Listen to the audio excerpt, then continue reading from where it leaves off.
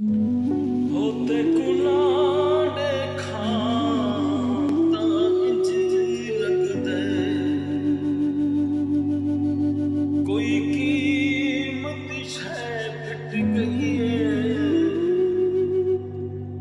जिवें फर्ज नमाज कज़ा करके बंदा आखदे गलती थई ओ जड़ा मिल पोंदे महसूस होंदे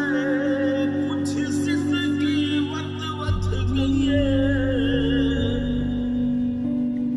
तेरे बावजूद साबिर नहीं निभदी